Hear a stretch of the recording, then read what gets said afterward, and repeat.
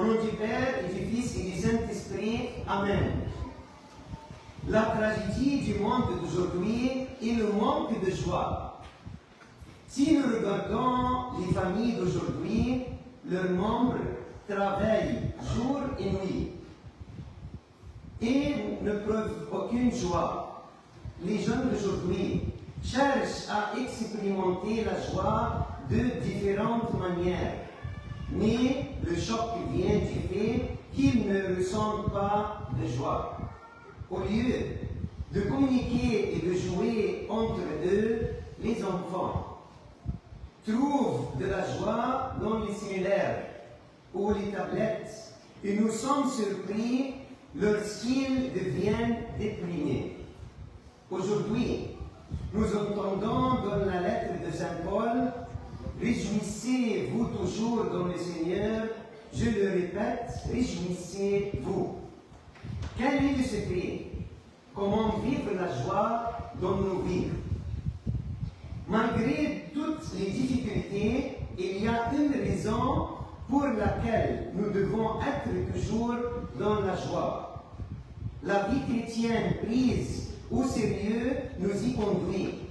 Par elle, Jésus vit en plénitude en nous, et avec lui, il n'est pas possible de ne pas être dans la joie. C'est lui, la source de la vraie joie, car il donne sens à notre vie. Il nous guide par sa lumière, il nous libère de toute crainte pour le passé comme pour l'avenir. Il nous donne la force de surmonter toutes les difficultés et tentations. Parce que Jésus, à travers l'Église, rassemble ceux qui sont différents, qu'ils soient différents par l'âge, par le statut social, par la langue ou par le pays.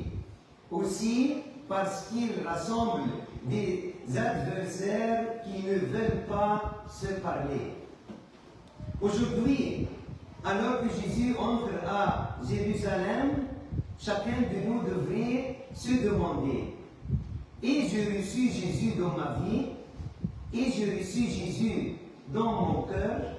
Mais que signifie entrer et recevoir Jésus de nos vies et nos cœurs? La joie du chrétien n'est ni simple optimisme, ni la sécurité du bien-être matériel, ni même la joie de ceux qui sont jeunes et en bonne santé. Elle est plutôt le fruit de la rencontre personnelle avec Dieu au fond de notre cœur.